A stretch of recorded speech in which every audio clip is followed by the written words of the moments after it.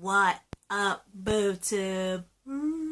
Sorry, I'm totally out of it, but I'm gonna finish up episode 4 of Fear the Walking Dead season 2, Blood in the Streets, because I have a little ways to go, and I'll most likely start recording for episode 5, because that's the recent one that I did not record for. It premiered like May 8th. So yeah, it premiered on Mother's Day. I remember now. Okay, anyway, that dude that Nick ran into at the housing place was, Luis? He's all, like, loading luggage into, apparently he has a car. Again, I'm gonna say what I said in the last video. Why the fuck do you have a freaking sports car in an apocalypse? You stupid! I mean, it's like when Glenn found that red sports car in season 1. And remember Zach? Beth's second boyfriend, Zach? The one that died because Bob was stupid with alcohol during a run? Remember him? He had a sports car, too. Yeah. Just because it's a sports car doesn't mean it's very function-friendly in the apocalypse. I'm just saying. That shit has a lot of noise. And I bet you because it's like a muscle... I wouldn't say muscle car, would it? Sports cars are kind of like muscle cars. They kind of eat up a lot of gas. Just saying. Anyway. Luis is all telling Nick about the housing department that was called the Abigail Home Experience. And, I'm only guessing he's talking about that house in Baja that Strand has ready for everybody. That safe house. So Nick's all asking Luis if, Luis will be the one who will be getting everybody across the border. And that kind of shocks Luis, because he's like, what do you mean all of us? Because I think, in a way, Luis obviously knew Strand was going to be around, right? And because Nick's there, he naturally assumes that it's just Strand and this boy Nick. I think, in my opinion, I think Luis probably thought Nick was just this one person that Strand just picked up because he needs at least one assistant or something, right? So when they say all of us, he's like, wait, there's more than just you and Strand? Excuse me? Right? So I don't blame him for being kind of in shock. I knew he was expecting Strand and most likely at least one other person, because he was probably at one point talking to Luis. I have a feeling Luis is not the person that Strand was trying to talk to on that satellite phone. He could be. I don't know if Strand is talking to just one person on that satellite phone or maybe multiple people. If he's talking to multiple people, I think maybe Luis might be one of the people he was talking to. But anyway, back with the hostage situation, Daniel's all working on his bonds, and Madison's trying to, distract Vita by asking Vita if the baby has been moving lately. And basically she's baiting Vita. And, during the whole conversation, she's asking him if the baby's moving, and she's wondering if the baby is dead, because I think Vita mentions that she hasn't felt it move in a while, and so she's wondering if the baby's dead, and if the baby's dead, if it's gonna turn into a walker in her belly and eat her inside out. And because she's baiting Vita like that, Vita starts freaking out a little bit, and she threatens to shoot Madison because of it, and it's like, I know Madison's supposed to distract Vita so frickin' Daniel can, break his bonds. But you're kind of poking the tiger. I mean, even if the baby is dead,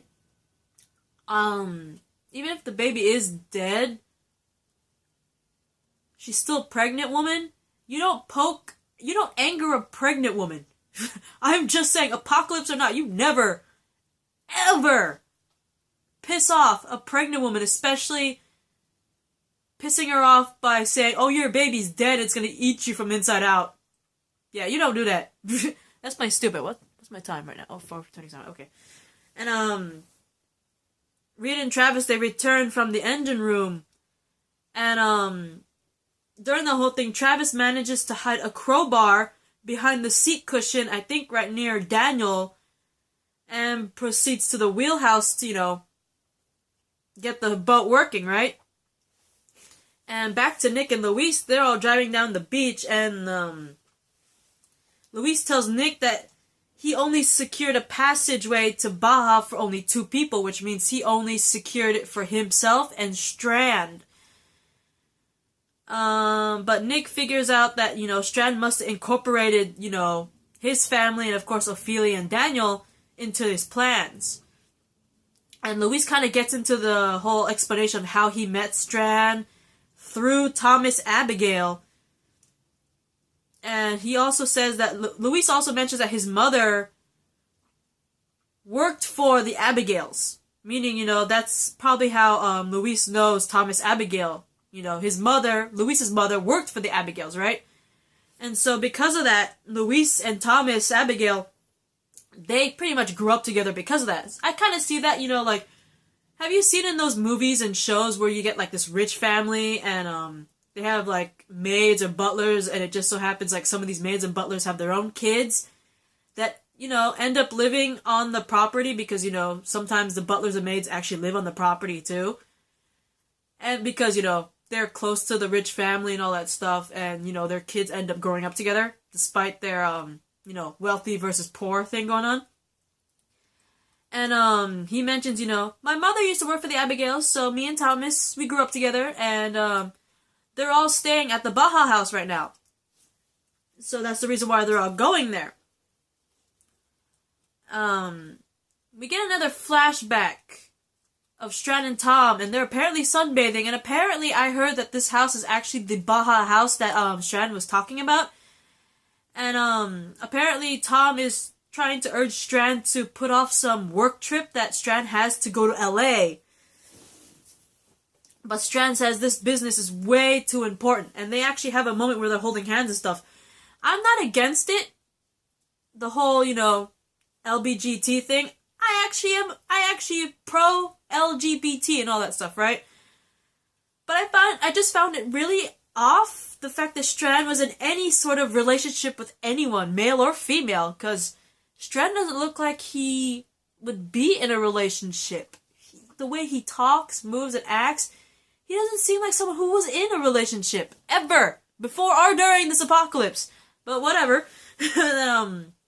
Back on the boat, Travis does get this engine going, but Connor, the boss man, does arrive, and he boards the Abigail with 2 other armed pirates. They're all admiring the boat, saying, oh, this is nice ride and all that shit. I don't blame them. It is a very nice boat. And, because Travis was the one that fixed the, boat, and the fact that the fact that Jack really likes Alicia, and the fact that Travis fixed Abigail, he invites Travis and Alicia to join his community. But unfortunately, he says he has no need for the other members of the family. But Alicia does make a request to Connor, and he grants Alicia's request to transport her entire family safely to shore. But unfortunately, Alicia and Travis are taken away by Connor's people. Reed and the other bodyguards, though, they do stay behind to pretty much guard the remaining captives, probably, as they're transporting them to shore, right?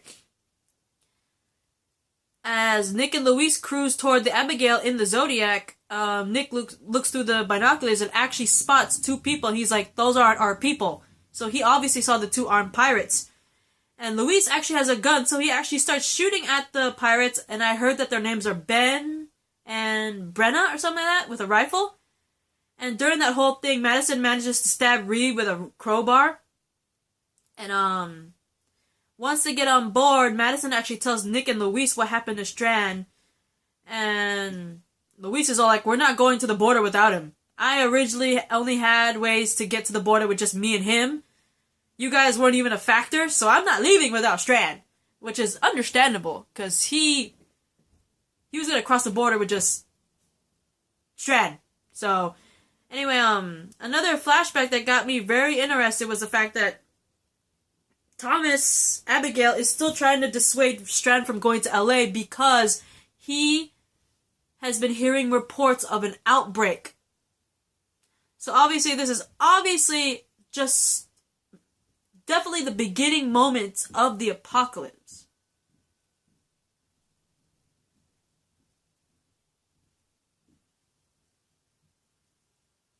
This is obviously just probably like seconds of just the way beginning moments of the apocalypse, right? This moment. But like Strand tries to tell Thomas, this is important, I have to go. I promise to return in at least 2 days. And they share a kiss. Which I thought was cute, but again, like I said, I have nothing wrong with LGBT. I just found it highly strange that Strand is in any relationship with anyone, man or woman. He doesn't seem like the type of person. He seems very closed off to actually to be in a relationship with anyone. But anyway, Madison does in the end up using the Zodiac to rescue Strand and hoist him back on board. It's obvious that he's suffering from a little hypothermia because that guy is like shivering. He's not responding. He's unconscious. So, well, not really unconscious, but he's like going in and out. So he's like suffering minor effects of hypothermia there. Because, yeah, he's been there for a while. And that raft is practically like, what would you call, it's not even a raft. It's like this thing in the water that he's holding on to. Anyway, that was a very fascinating episode. I'm highly surprised that Strand is in any relationship whatsoever. Like I said, in my opinion, Strand looks like the type of person who's very closed off from everybody. Like, he seems like kind of like a loner. That's why I'm kind of surprised he's in a relationship with anybody. And, the fates of Travis and Alicia, I really hope that they get back to their family soon. And this whole cross the border to Baja thing, I hope it does become successful. But anyway, it was an interesting episode. You got to see more of Strand. It didn't really affect me much, in my opinion, because I always thought he was more of a loner, like I said. So, but it was cool seeing that he actually had somewhat of a relationship before this apocalypse. So, it was pretty cool. I have a feeling Strand will make it, because they kind of need Strand. Kind of. So, yeah, that's my reaction rant to Fear the Walking Dead Season 2, Episode 4, titled Blood in the Streets. And I will work on Episode 5, titled Captive, which premiered on Mother's Day, May 8th.